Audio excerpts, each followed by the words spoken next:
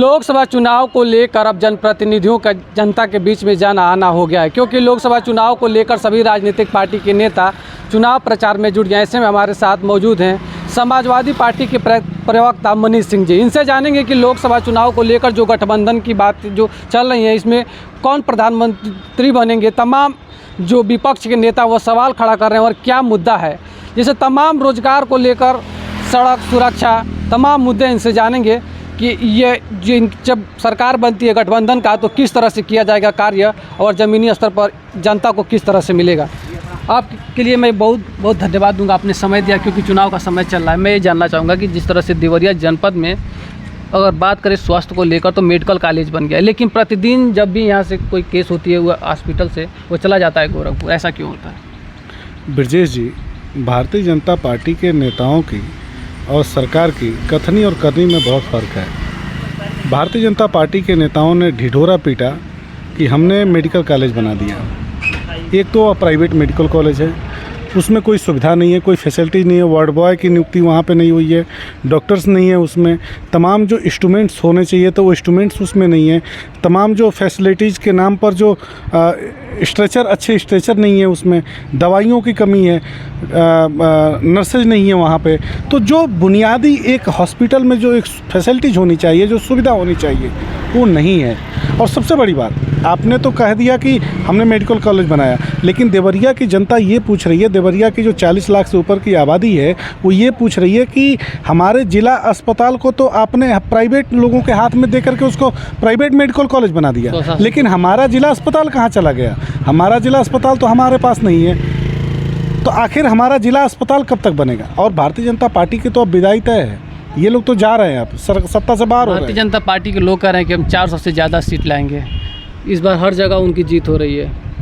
देखिए, ऐसा है कि भारतीय जनता पार्टी के लोग 400 पार का नारा जरूर दे रहे हैं, लेकिन अनंत हेगड़े और अयोध्या के सांसद लल्लू सिंह का बयान आप सुनेंगे तो उन्होंने 400 सीटों को जीतने के लिए क्यों ज़रूरी बताया। उन्होंने कहा कि 400 सीटें हम जीतेंगे तो हमें संविधान बदलना है।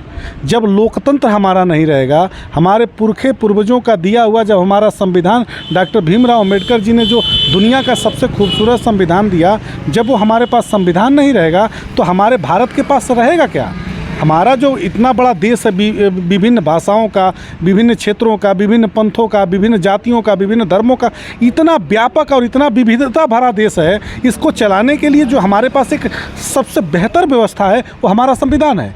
जब हमारा संविधान ही बदल दिया जाएगा तो हमारे भारत का जो एक स्ट्रक्चर है वो स्ट्रक्चर हमारा कहाँ पर बचेगा? नहीं, प्रधानमंत्री खुले मन से कहे हैं कि वह संविधान के साथ किसी तरह का छेड़छाड़ नहीं की जाएगी, आप कह रहे हैं?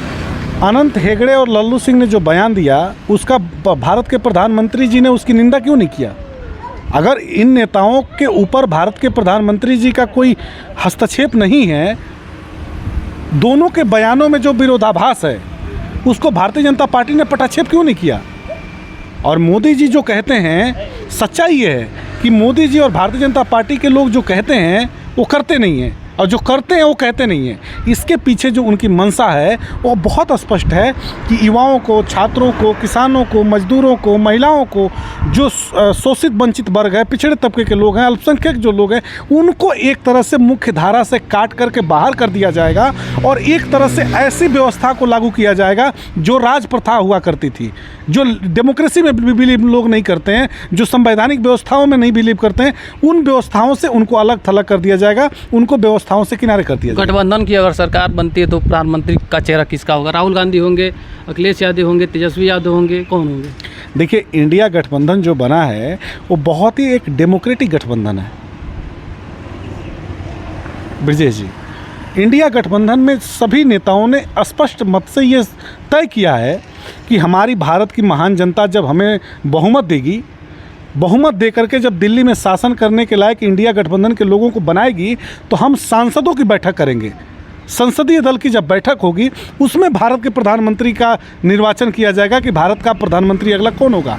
यही सभी दलों ने बहुत पहले से, यही एक परिपाटी हमारे यहाँ चली आ रही है कि हम चाहे वो विधानसभा का चुनाव होता है, चाहे लोकसभा का चुनाव होता है। विधायकों के द्वारा मुख्यमंत्री का चुनाव किया जाता है, विधानमंडल दल के नेता का चुनाव किया जाता है और सांसदों के तरफ से संसदीय दल के नेता का चुनाव किया जाता है। जो विधानमंडल दल तय करता है उसमें मुख्यमंत्री बनाए जाते हैं और जो संसदीय दल के लोग जिनका चुनाव करते हैं वो प्रधानमंत्री बनते हैं। तो हम लोग एक प्रक्रिया के तहत, हम लोग एक व्यवस्था के तहत, जो हमारी लोकतांत्रिक व्यवस्था है, जो हमारी संवैधानिक व्यवस्था है, उसके तहत हम राजनीति करते हैं और उसी में विश्वास रख के हम इस चुनाव को लड़ रहे हैं। और हम सौभाग्यशाली हैं कि भारतीय जनता पार्टी की तानाशाही आताताई हुकूमत से लड़ते हुए इन 10 वर्षों में हमने भारत की जनता को जगाया है। हमारे नेता श्रद्धेय श्री अखिलेश यादव जी ने जनता के बीच में स्पष्ट तौर पर भारतीय जनता पार्टी की जो जनता विरोधी नीतियां हैं, जन विरोधी जो उनके काम हैं, उनको उन्होंने उल्लेखित किया हमारे नेता श्री अखिलेश यादव जी ने, और जनता ने उस पर विश्वास किया है। और जनता के विश्वास करने का नतीजा है कि आज हम परिवर्तन के रास्ते पर उतनी तेज़ी से आगे बढ़े हैं कि भारतीय जनता पार्टी को 4 सीटें नहीं मिलने जा रही है, 400 सीटों की हार होने जा रही है। और भारतीय जनता पार्टी अब अपना सत्ता नहीं बचा पाएगी, इसलिए कि इंडिया गठबंधन पीछे पीछे चल रहा है, जनता आगे आगे चल रही है। हम लोग इंडिया गठबंधन के जो पार्टी के नेता हैं, जो कार्यकर्तागण हैं, जो शुभचिंतक लोग हैं, वो सभी लोग जनता के पीछे पीछे चल रहे हैं। जनता इस लड़ाई को लड़ रही है और हम सौभाग्यशाली हैं। इसके लिए जनता को बधाई देते हैं कि भारतीय जनता पार्टी का सुफड़ा साफ भारत की जनता कर रही है। वहीं भारतीय जनता पार्टी के लोगों का कहना है कि किसान सम्मान निधि है और जो गरीबों को राशन दिया जा रहा है, ये सबसे बड़ी चीज़ है कि वो उनकी जीत की रास्ता साफ करता है। भारत के प्रधानमंत्री जी ने 2 करोड़ सालाना युवाओं को नौकरी देने की बात कही थी। 10 वर्षों में भारत के प्रधानमंत्री जी का जो कार्यकाल है वो 10 वर्षों का है। 10 वर्षों में भारत के 20 करोड़ युवाओं को नौकरी मिलनी चाहिए थी। आज 1 करोड़ 40 लाख से ऊपर केंद्र सरकार के पास जो विभाग हैं, उन विभागों में पद रिक्त हैं। उन पदों को क्यों नहीं भरा गया? सरकारी नौकरी भारत के जो स्वावलंबी युवा हैं, जो सक्षम युवा हैं, जो स्वाभिमानी युवा हैं, उनको नौकरी क्यों नहीं दिया गया? हम तो सरकारी नौकरी की बात करते हैं।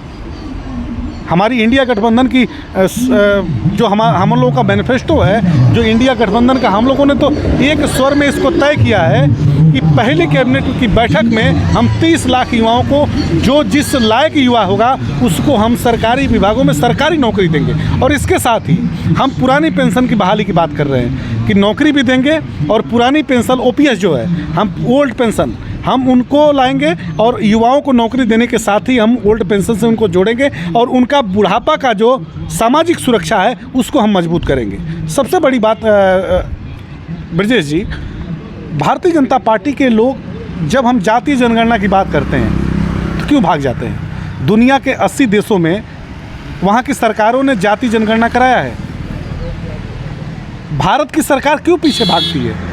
कोई ऐसी बिरादरी नहीं है, कोई ऐसी जाति नहीं है, कोई ऐसा धर्म का लोग नहीं है जो ये ना चाहते हो कि उनकी जनसंख्या, उनको पता चले कि हमारी बिरादरी के लोग हमारे देश में कितने हैं।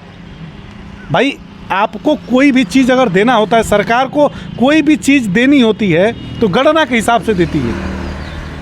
एक परिवार में 5 सदस्य हैं तो आप राशन 5 किलो दे रहे हैं, तो हमने तो कहा है कि हमारी सरकार बनेगी तो हम 10 किलो राशन देंगे।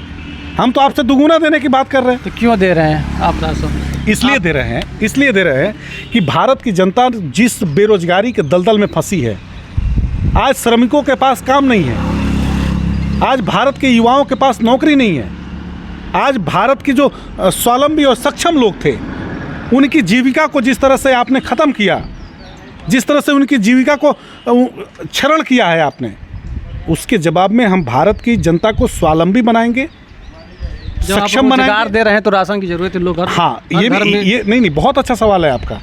हम रोजगार नहीं दे रहे हैं, हम सरकारी नौकरी देने जा रहे हैं।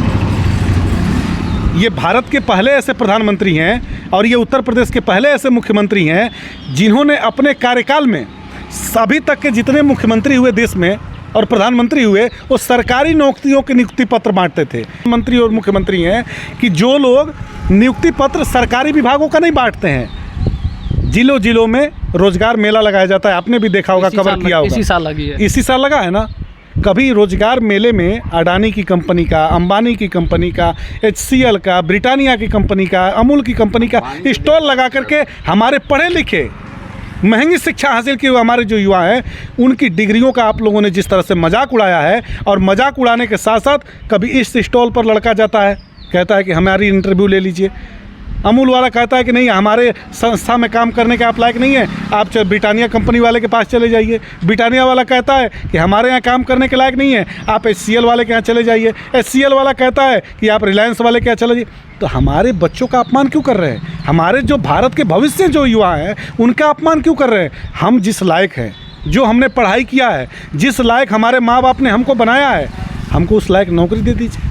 यही तो बात हम कह रहे हैं। और वो भी नौकरी आप पद सृजन नहीं कर रहे हैं, नौकरियों में आप पद सृजन नहीं कर रहे हैं कि आप अपने विभागों में पद सृजन कर रहे हैं। जो पद रिक्त हैं उन पदों को भी भरेंगे तो 1,40,00,000 से ऊपर युवाओं को नौकरी मिल जाएगी, सरकारी नौकरी मिल जाएगी।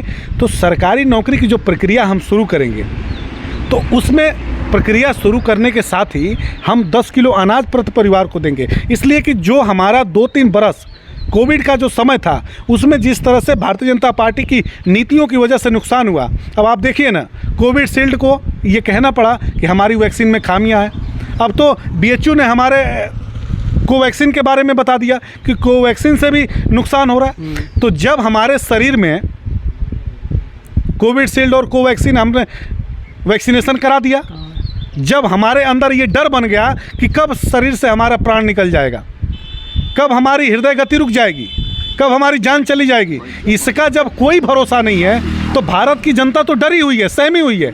और अब कंपनियां कह रही हैं कि हम वैक्सीन वापस ले रहे हैं। तो जब आप कह रहे हैं कि वैक्सीन हम वापस ले रहे हैं, तो जिनके शरीर में वैक्सीनेशन हो चुका है, जो वैक्सीन ले चुके हैं, उनका कैसे वापस लेंगे आप? इसलिए जनता ने जो समर्थन दिया था, जो जनादेश दिया था, वो जनता ने इनसे जनादेश वापस ले रही है। भारत की जनता इनका समर्थन वापस ले रही है, और भारत की जनता ने भारत की सरकार बनाने का निर्णय लिया है, जनता की सरकार बनाने का निर्णय लिया है। और भारत के युवा बहुत खुश होकर के, प्रसन्न होकर के भारतीय जनता पार्टी की सरकार की विदाई कर रहे हैं। और इंडिया गठबंधन की जो सरकार है, उस सरकार को भारत के महान युवा जो हैं, भारत के महान किसान हैं, भारत के महान जो मजदूर हैं, वो सभी लोगों ने मिल करके इंडिया गठबंधन की सरकार लाने का निर्णय किया है।